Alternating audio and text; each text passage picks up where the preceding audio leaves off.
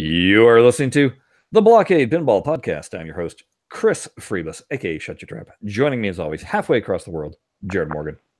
Hey, everybody. Hola!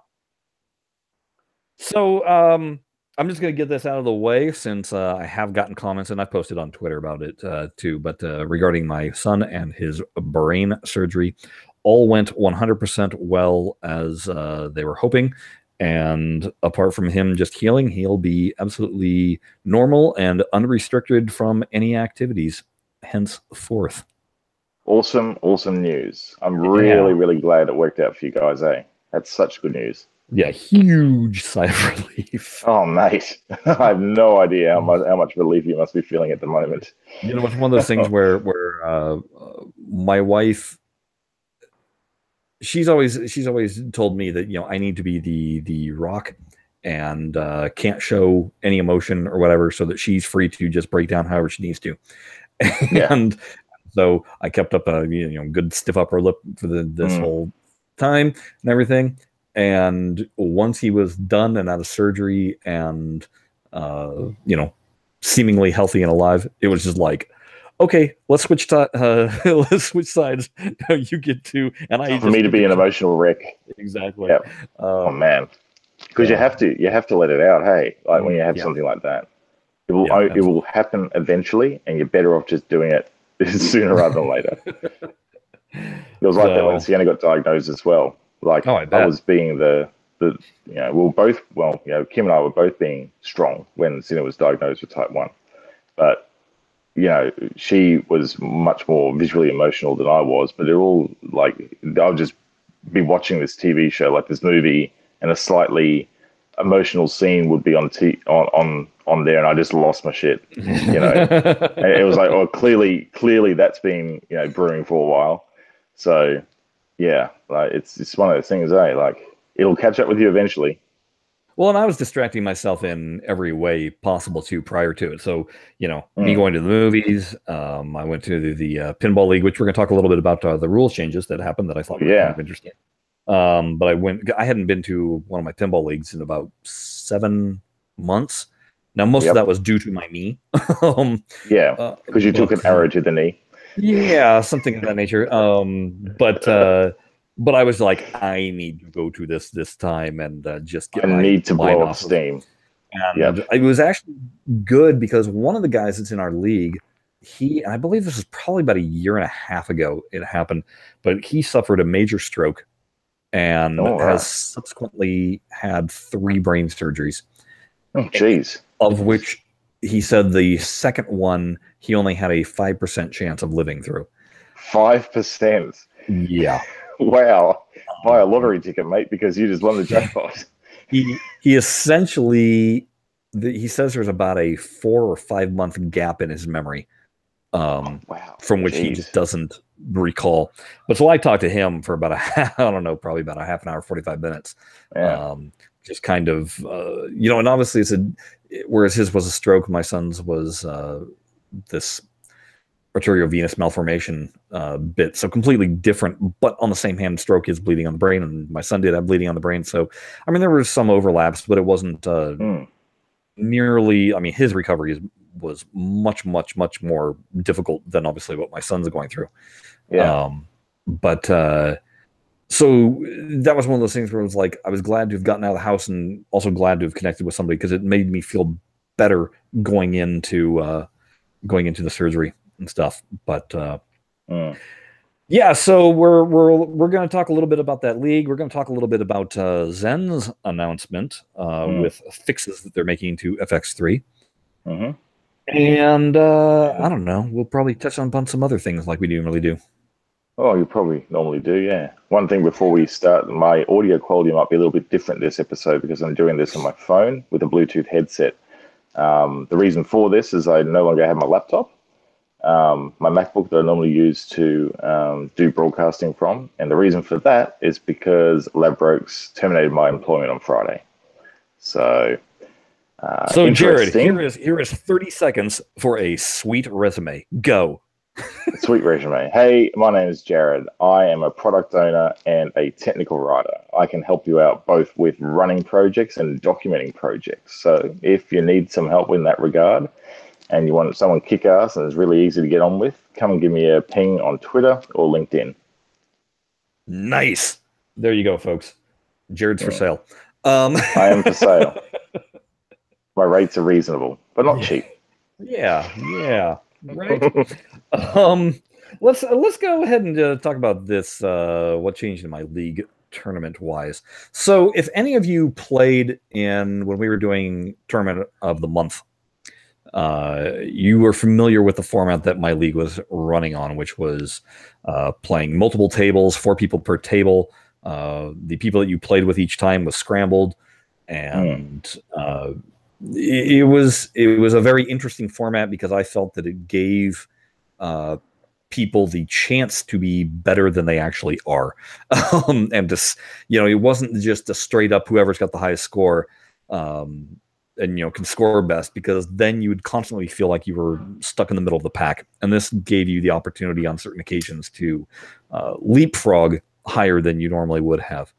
But after all this time, it's also kind of wears on everybody because you have to attend, throughout the entire year, all the league matches in order to get your points. And that would kind of also affect the tournament vibe itself, if you will, because some people were very, very competitive and would lose their minds if the slightest infraction happened on a table. Because points were being reported to the IFPA. For whoppers, yeah, right. And then also on top of that, some of the tournaments could just go on forever. Like hours, right? Well, I mean, basically the tournament started at 4 p.m., and there was many times when it didn't finish until, say, 7:30. And 7:30, gee, that's better than our one at BPC. But continue. It might seem short to you, but we were cranking through. We usually had about 45 players per tournament. Oh, geez, that's big. Playing on you. Each person played 6 tables, but there was probably 8 to 10 tables from which everybody was scattered.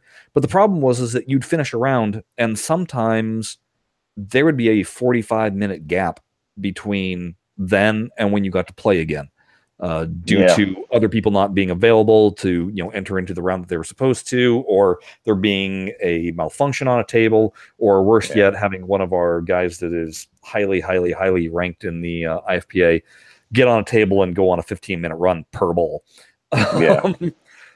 That's a problem with that sort of layer, isn't it? Because if you have to wait for everyone to finish their bracket so that you can proceed to the next round, you're just sitting around, and it's no fun.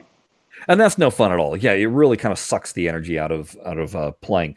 So we got noticed that this season was going to be completely different. They were going to try a whole new way of doing this. It would no longer be IFPA scoring, so that this would be a much more casual, friendly affair. Part of the reason for that was that they said when they started the Pinball League, the Orange County Pinball League, there was hardly any pinball leagues happening. And now there is a ton of them.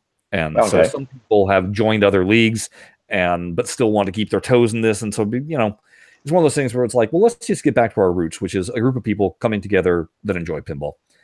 So seems like a good premise to join in on, right? Yeah, not a bad premise. So how things changed differently this time was there was 4 pre-selected tables, of which you're only going to play on 3 of them. And you would play single player, so you're not paired with anybody. You just get to play your 3 balls straight through. And then you would write down your score on this sheet. And once you were done playing your table, I won't go into how they track down who the next player is, but it actually worked really well with how it went, because that's also another mystery, is tracking down players. Where are they? Who are they? I don't know who this person is. And some people are very rude in that they expect people to come and get them rather than them paying attention to what's going on and standing by waiting. Geez, at our pinball league, if you're in that style of play and people have to track you down, it's your job to keep on it. Otherwise, you lose. Yeah, you lose your round, and that's it. Yeah, that's the rule, and it works real well. I tell you. But the biggest and best part about this was in prior tournaments, whatever tables were not part of league got turned off. So whereas you play in an actual arcade, we're playing in private collectors' homes. Yes. Okay. And there'll be tables that you're just like dying to play. Yeah. That if you didn't show up early, you didn't get a chance to play. And there they are sitting there looking pretty, but they're turned off. You're not allowed to play them. With like, yeah, they're so tantalizing. I want to touch it, especially if you have that 45-minute gap, between. Between what am I going to do? Just stand around and look at it and do nothing? Right. Yeah. And so this time, that's terrible. This time it was nothing got turned off. So if you weren't playing one of the 4 tournament tables, then you could play whatever the heck you wanted, with the other things. So I'll go into what we got to play, which was pretty sweet collection this guy has. But so here's the interesting thing with the scoring. Top 3 players for each table advance to the next round. So basically you have your qualifying round, which is what everybody plays. And then you have your first round of play, which was top 3 players advancing. 4th player is determined by whatever the 100,000 mark of the score is. So those 3 numbers, if you had a score of 870,000, your score is 870. All right. If that happened to be the top 100,000 score out of all the people that played on that table, you advance and you get the fourth spot. So it's kind of a wild card, randomizer, you might say, just to get somebody in. So even if you didn't play well, you still have a chance of advancing. And that's pretty good. I'd be using that rule a lot, probably. People were kind of questioning if anybody was going to game it. If you notice that your score was 970 would tilt, and that's kind of one of those things when looking through the rules that have been written. There's quite a few TBDs in the rules section as they work out the kinks and stuff. So I think was one of those where it's like, you know what? I don't think everybody's gonna be too happy if you try and game it that way. Everyone will give you the dirtiest, the stink eye if you do that. Oh boy. And then the other thing with the tournament was, let's say you were top 3 on 3 tables. Nope, you only get to play on one of the tables. Oh, so you have to choose. I can't remember how the choosing process went, but yeah, you'll wind up being put onto only one table, and therefore that opens up a slot for, if one person is eliminated, well, now let's everybody drop down the scores. Who's the 4th place player? They get to jump in, and then there's so it kind of ticks down. And basically what the tournament director was saying was about half of the players that are playing will advance to the next round. That's really good. So that's such an inclusive way of actually doing a tournament. Exactly. So I didn't actually get to see if that worked for me because my scores were dismal and I didn't have a single good 100,000 score. No. So I wound up. I was and this was the 2 days before the surgery. So I kind of want to get a little bit preoccupied. Yeah, I was a little bit preoccupied. But he was like, well, you still might qualify. You still might qualify. But I was also kind of like, well, I don't want to sit around for the next 45 minutes while everybody else finishes and scores are tabulated to know if I can come back or not. So and did you actually go to match? So whatever the match play software you're using to actually see what the tournament was? Did they set it up on match play so you could view the scores live? No. It was as far as I could tell, it was all being done by hand. Oh man, I don't know. There's like we always use match play, the match play software, which is just a website that you can set up your leagues on. And geez, it's good because you can at any time you can see your standings. Because I'm one of the scorekeepers at Brisbane Pinball Club, so I go around and enter the scores from the sheets. And it means that you get a real-time idea of where you're sitting in the tournament. It's really good. But that sounds like an interesting format you guys are using. So I'm not sure if Match Play actually have a tournament style for that. I'll be surprised because they probably do. And well, if they don't, they're probably willing to add it in as another option as well. So they're pretty good. So yeah, Match Play is pretty cool. So I'll just briefly tell you what tables were used for the tournament, which was Taxi, which by the way was brutal. Always is. Oh my God. Always is. I hate that table in tournaments. It was mean. We also had World Cup Soccer, which I absolutely love that table. And then we had Star Wars, the Pro version. Boo. And we had Guardians of the Galaxy, the Premium Edition. Yay! So yeah, and what was funny with Guardians was somebody was like, well, which version of the software is it? And they were like, well, it's the most recent version. Yeah, but there's 2 versions of the recent version. They're like, what are you talking about? And apparently there's depending on whether it's a pro or a premium or something like that, but also it determines which multi-ball is worth more. I don't know. It was one of those things where it was like, really, there's multiple rule changes for the same update. So I guess there's basically Guardians of the Galaxy version 0.87 Pro and Guardians of the Galaxy version 0.87 Premium. Is that what you're saying? That's what we were thinking, but nobody could really give us a definitive answer. But it was just kind of like, well, that's kind of crazy. Because I guess one of them, Groot multi-ball, winds up being the thing to go for. That it has the highest score, and then the other one, it makes the orb multi-ball the one that has really good points, which makes more sense because that's hard to get to. Yeah, that's a really difficult one. That's tough. Yeah. But I gotta say, I really like Guardians of the Galaxy way more than Star Wars because Guardians is not so dependent on who you pick pre-play. Yes. It's just kind of, and once you pick, you got to finish out the mode and all that. Star Wars it floods you with so much information the second you plop the quarter in, and if you've never walked up to the table, you're like, huh? What? I don't even. What am I? What is this? Right. And then if somebody walks up to if you were playing with somebody that did know what they were picking, they would school you. I mean, your match would be over before you even plunged. Yeah. So yeah, I really appreciate that multiplier. That multiplier on Star Wars, it turns me off deeply. Like I just go, I don't want to be like thinking about what I need to do. It's pinball. You don't think, you shoot. Like it's not designed for you to go, it's not a game of chess. It's a game of pinball. You don't want to use strategy when you're doing pinball. I just don't like it. Like the fact that you have to means you have to if you're playing that game in tournament, but it just wrecks everything. Like you just go, I don't want to stop and press the button and use my flippers. It's stupid. Like, yeah. But yeah, you're right. It's the only way you can get good. If someone else is playing that way, you got to go, all right, use the stupid button, whatever. And then, but then, so those are the tournament tables. Now check out what we had just sitting around, play at your leisure kind of tables, flashing away at you. Yeah, you've got a Twilight Zone. You've got a creature. You got a creature from the Black Lagoon. Oh, yuck. You've got a Shadow. Yeah, it's fun. Yeah, that's fun.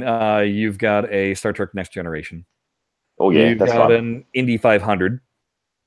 Oh yeah, you don't actually see that often. They're good. Yeah. You've got an Indiana Jones Pinball Adventure. Ooh. Oh yes. You've got. I bet it was tricked up as well. It was a lot of fun to play. I got to say, I was having a good time on it. And that's not the easiest table in the world for me. I can't hit shots to save my life. Like starting a mode is brutal for me. That mode shot is. I reckon just quickly because I know you're rattling off the list, but that mode shot is like, I reckon something they put in at the very last minute. They went, oh crap, mode shot. Where do we do it? We can just sneak a saucer in just under this little area that's like got a gap in it. Let's just put it there, I guess. Yeah. That's wide enough for a pinball to fit in, right? Yeah. Okay. Good. Just so long as it's wide enough. It's literally just wide enough. It's literally parking a pickup truck in a compact space. Yes. You can get the car in there, but you can't open the doors. No, you can't get the sunroof. Sitting right next to the Indiana Jones Ghostbusters Premium. Which, yes. I was trying to get some games in on Ghostbusters, but I gotta say, my attention kept on going back to Indiana Jones. Ghostbusters just isn't grabbing me. It's just not grabbing me. I can see the fun of it, but it's also kind of painfully brutal. And not necessarily in a fun way for me. I don't know. I don't know. It's the first time I've actually sat there and actually played a couple of games in a row on it. So I don't know. It just kind of was weird for me. But anyway, moving on. There was also a Revenge from Mars. There was also, Wizard of Oz. Right. Okay. Let's see. There was a Circus Voltaire that was tricked out with the new color DMD. Oh, like not the color LED DMD. Yes. The one from color DMD. Yeah. Yeah. It's actually LED, not like LCD screen. Right. Ooh, man, that would be amazing to look at. Game of Thrones Premium. Oh, right. With a huge playfield. There was a dialed in.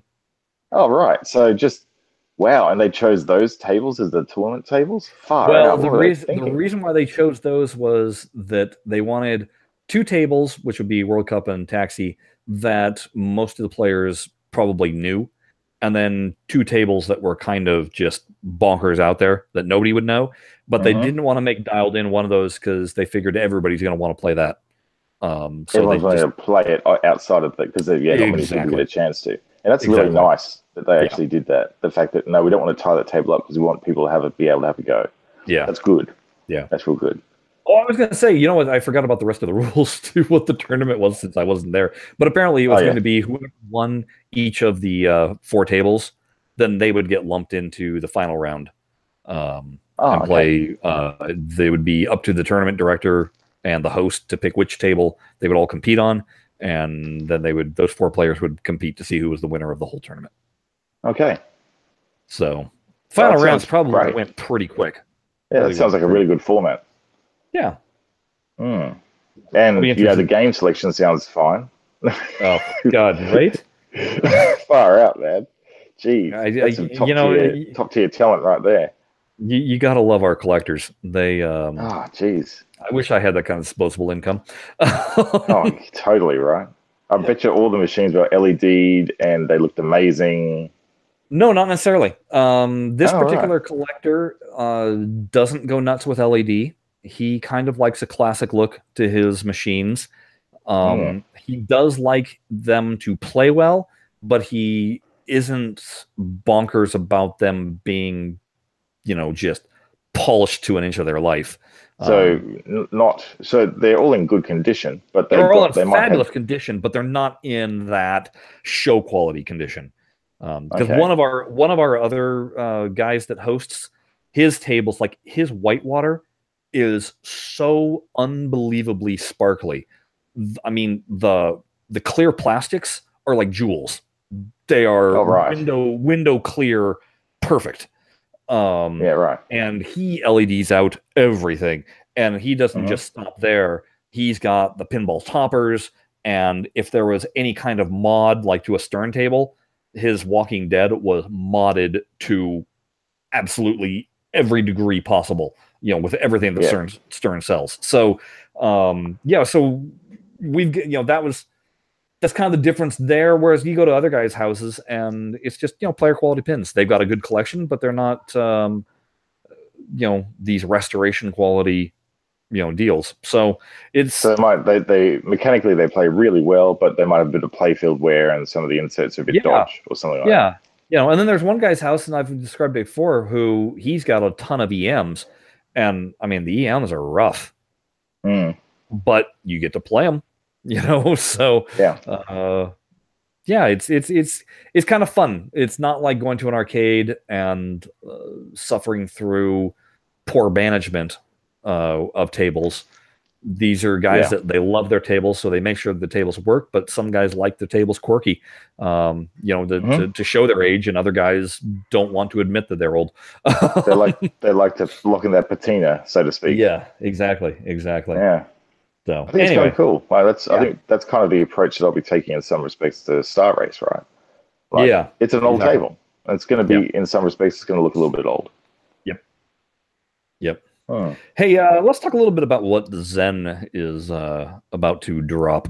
Because they released a blog post the other day, didn't they? Yeah, they've got some FX3 updates that are going to be coming in. And it's interesting comparing their updates and bug fixes to Farsight's with Pinball Arcade, because these are so minuscule. Yeah, a little bit of contrast, isn't it? Yeah, they've added a couple of new general features, which is just kind of like how displays pop up and menus pop up. Nothing fantastic. Some new quick play features have been things, so basically it's all UI based. Just ways of navigating through the UI a little bit better, cleaner, faster, that people have requested. But where my interest got piqued was with the tournament features. So if you guys have been listening to us over the past year, you realize that I'm in love with what Zen has done with their Create Your Own Tournament. And that's why I do one every single week when I can. Just search extenuating circumstances excluded. Exactly. Just search Shut Your Trap. Usually on Mondays is when I post it to do 5-day tournaments. But now that some of these new things in, I don't know, I might change up even that. So I'm just going to rattle through what the new tournament features are. You can now create new tournaments with shorter lengths between 1 and 8 hours. Wow. Okay. It's like if you want to do a flash tournament, boom, you could do one. Essentially, you could do like a Tuesday night tournament, for example, right? Yeah. Say everybody check in at this time, and we're only going to be playing for this amount of time, and that way you know that everybody is active. And if you were able to have a message board going or something of that nature, you could all just be real time, trash talking each other. Exactly. So good. Yeah, that's awesome. Then it says new permission filter has been added that shows private games only. I don't really deal with private games, so I'm not concerned with that. End tournament and game notification added to alert players. Tournament has a new mode game, which is Real Classic without perks. So where this is nice is there's sometimes when I turn off all of the upgrades because I want to see people play the table without the benefit of all the bonuses and, did they pick the right bonuses and stuff like that. So this just makes it easy to select without having to deselect all that stuff. Yeah. It's a one click instead of like a 5 click. Exactly. Then next, you can set the number of starting balls and turn on/off extra balls in the new Classic Tournament mode. That is key. That is key. That's right really there. Cool. Because even if you were able to, if you played a Classic 3-ball game and you turned off all the things, you could still earn all those extra balls. And on some of these tables, oh my God, you could still grind away. So the fact that you can limit the balls and turn off the extra balls, that's fantastic. And then, so good. And then, this is the one that we have begged Farsight for to put into their own tournaments, and they just listened with a blind ear. And here Zen is plopping in: players may set the maximum number of available play attempts. Oh, that's so good. Oh, yes. Are you kidding me? I am shut up and take my money. Excited for that, because it's like, thank you. No longer can people spam, like myself, a table. It's like now we can truly see who can do what, and this sets up the ability to play real tournaments. No, I am so ecstatic about that. I think that is fantastic. And I think it'll really attract a lot more players to your tournaments. Yeah, if you turn off, basically that shit thing should be adjust the grind. Yeah. Because the grind really is a real thing. I mean, it is. It's gross. Like, it is. Yeah. It's horrible. And the thing is that they could have actually let that feature out in some ways by implementing that 4-hour rule, because that essentially limits the grinding. Like, you've only got like 4 hours to grab it. Now they've actually said, no, it's 4 hours, for example, plus you get 2 shots. Like, that is just, so good. And the thing with the 4 hours, because we did when we were just abusing the hell out of Moon Knight, and I was setting tournaments for one day. A lot of people actually complained about that, saying, "Oh my God, I felt that I had to log in, and if I missed a login, then that was going to affect things." And especially when you got people playing globally, that becomes an issue. But now it's like, well, yeah, if I set a tournament for 3 days, but you only get 2 attempts, well, it's play at your own time, but everybody has the same. It's balanced. So you're not. Yes, you can do the same thing by setting a 2-hour tournament, but you're not eliminating players because of their availability. So I'm stoked about that. I'm going to be definitely implementing that in future tournaments. By the way, none of this is going to be happening in the game until they said April 17th. In other words, when this podcast that you're listening to is live. And also when the new Star Wars tables are out. Oh yeah, why didn't I put those two things together? Of course they're putting it out with an update. Oh yeah. Clever. Yes. Oh man, I really wish. Actually, you know what I did the other day on the subject of these cool features? I got my green-eyed jealousy eyes on because I read this and I went, "Where's the love? Where's the love for Zen Pinball on Android, iOS, and all of the non-FX3 platforms?" Because I did say when they released the updates that like very early on last year that they said, "Oh yes, we do definitely plan to bring this to the other platforms. We just have to wait a little while." I think they're still working on them actively, but as with Zen, they're going to release them when they're polished and ready. They're going to release them when they're ready to, and they're right. And it might be with a re-release of everything, and they might actually re-release FX3 on mobile. Yeah. And do it that way. So look, I'm okay, I guess, to wait, but I'd just like to know if they're any closer. So I sent them a support request. You just hate being left out. That's the main thing. I sent them a support request, and I said, look, I'm keeping this off social media because I'm kind of a bit frustrated.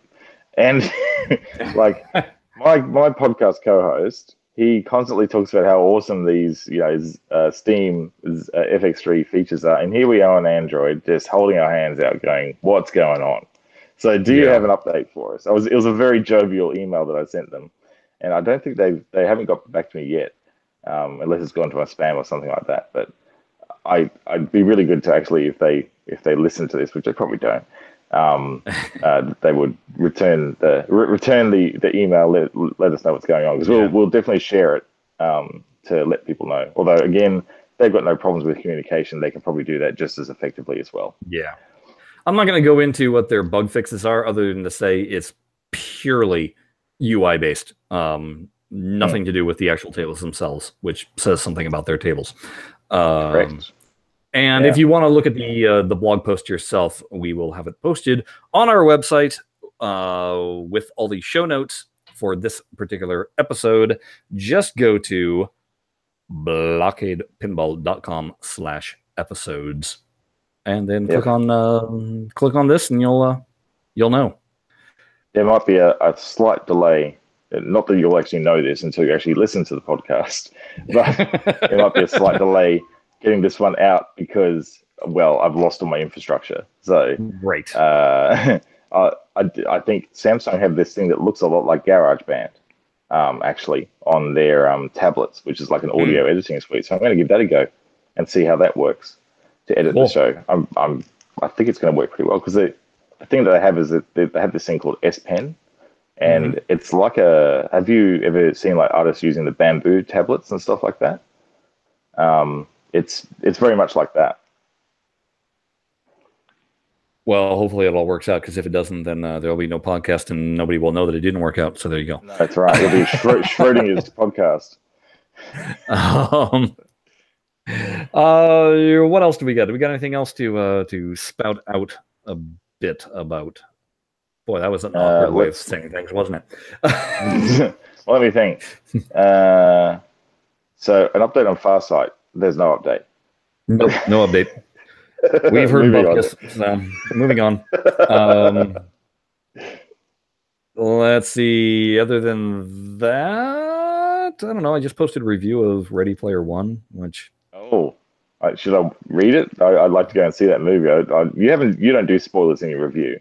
I try not to do spoilers. I try and instead just give my general thoughts and feelings. But for example, with this particular one, if you've seen the trailer for it, you may have been worried like I was, and your worries are completely founded, in that it's that virtual swooping camera that has no basis in real-world physics of how you would actually place a camera to film something.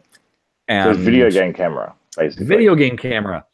And that takes me out of... I'm already having to suspend my disbelief because everything is a CG environment to begin with, right? Yeah. But if you look at a movie like Avatar, where I knew the whole thing was CG also, Cameron, the way he uses his camera is the way a real-world camera is used. Would be used. Right. Yeah. It can't fly through narrow gaps in trees. It can't, do these incredible, going from 0 feet to 500 feet and then all of a sudden zoom right back into a tight close-up. It can't do any of these things. He very much keeps it with real-world camera placement. Spielberg just went nuts. And it's went, yay, video game camera. I can go right through a car, do a close-up, and then drop through the floor and look underneath and, go reverse backwards. And it just becomes this swirling mess that I lose all connection with. And so there was that issue. And then there was also the issue of this thing is so chock full of 80s Easter eggs. Yep. But the problem is that they're blink and you miss them. Oh, are they? And so it's kind of a movie that's meant for pausing so that you can look and see everything. Yeah. And in my review, the way I refer to it is basically you're presented with a table full of sweets and Spielberg tries to shove every single one of them in your mouth at the same time. So, yay, sugar, but you can't process any of what's it. going on. Right. Wow. And if you look at a movie like, say, Who Framed Roger Rabbit, where there was all the cartoon Easter eggs, those were kind of slowly dealt out, and they were on screen enough for your brain to register and go, oh yeah, have the nostalgia kick and still enjoy the movie. Whereas here, literally things are, you have 2 seconds to identify it and it's gone and never seen again. And the problem was that there was 15 other things just like it at the same moment. So, jeez. So it was a case of which 80s trope do you resonate with the most, and your brain resonates with the most. So pick that one because that's what you're getting. But even that is just you kind of are spending this time going, wait, did I just see what I thought I saw? And now I've missed the next 5 seconds of the movie. Right. So that really kind of... You want to see it in the movies, though, right? You want to see Ready Player One in the movies first. I will say, I will say that it's entertaining for the 2 hours that I watched it, and then when I was done with it, I was done with it. I just so it's not a terrible. Nice. Yeah, it's not terrible, but I kind of refer to it as Spielberg doesn't. You would think that the guy that kind of defines what an 80s movie is like would know how to do a movie with lots of 80s references, and he instead, if you've seen everything from War of the Worlds to Minority Report to any of his latest releases of blockbusters, where he's kind of out of touch and more interested in the technology. Just look at Indiana Jones and the Crystal Kingdom with or the Crystal Skull or whatever the heck that was, and that whole moment of Shia LaBeouf Tarzaning through the vines. It's so ridiculous and not even remotely grounded as compared to you just gotta go, wait, this is the guy that did those other 3 Indiana Jones movies? How come this one feels like a poser? What happened here? And that's kind of where I feel with this, because if you watch something like the TV show Stranger Things, that thing is one giant love letter to the 80s. But they're not bombarding you with 5 billion different references in it. It just is. It is. It's 80s. It's set in the 80s rather than referencing the 80s almost. Right. You know what I mean? Yeah. So anyway, that was my gripe with it. It's not that it's a horrible movie. It just is kind of this whiff of cotton candy. Yeah, it's 80s crack. Yeah, and I'll also say I did go see it. I did see it in 3D, and worth it? No. Oh right, okay. Well, good to know. I won't waste my extra $5 on it. Well, here's the thing: they missed out on a beautiful opportunity, and that is that they should have, every time they were in the real world, the movie should have been 2D, and then every time somebody puts on a virtual headset, it should have been 3D. Oh, totally. Why didn't they do that? Stupid. I don't know. It would have, that to me would have made the experience worth it. Absolutely, and then couple that with like a whole lot of like going out of the frame things like Ghostbusters did. Right. Oh man, imagine if they did that. Well, and the other problem that they did was they did a lot of lens flare, and the problem with lens flare is it basically makes you aware of the window that's in front of you, as opposed to you being sticking your head through the window. Yeah. So it really flattened things every single time there was a lens flare, and that was kind of like, people understand the medium that you're working in. That's frustrating. Yeah. Oh well, maybe just see it in 2D. Maybe. No. Yeah. Oh, I just heard my wife pipe in and go, "Nobody's going to care except for you." Yeah, that's true. Well, yeah. See, I live vicariously through you, so I use your reviews as like a what should I even bother trying to attempt to see in the movie theater? Right. And I think A Quiet Place is one of the ones that I need to make time for. You need to go see that. You need to go see that one. Yes. That's going to be amazing. And I think this week I'm going to go try and catch Isle of Dogs, which is that Wes Anderson stop motion. And then I might suffer through this cheeseball horror movie, Truth or Dare, just because. Oh, that looks terrible. I know.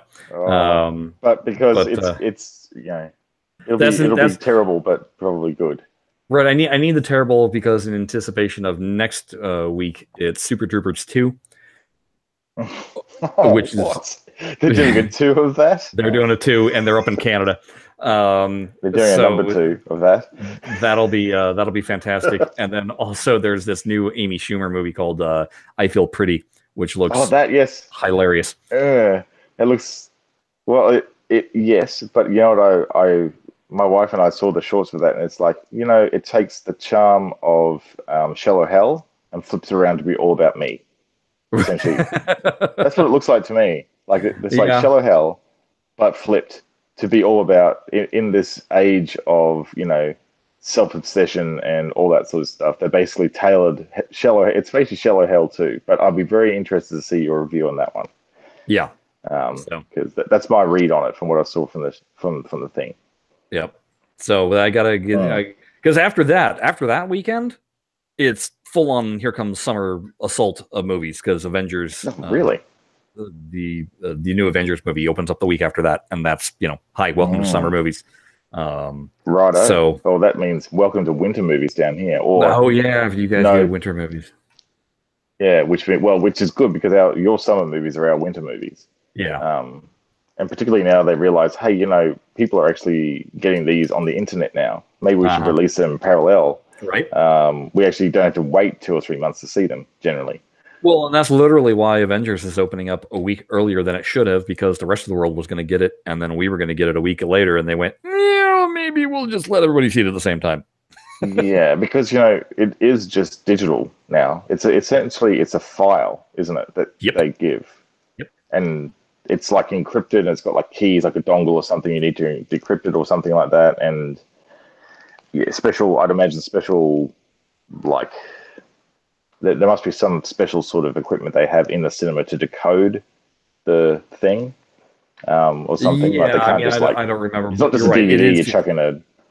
No, it is an actual. I don't even think it's a file I don't even think it's anything physical. I think it is literally they boot up the internet connection and download the movie to their hard drive that only will play in these digital projectors. It's not like you can copy the file to your computer.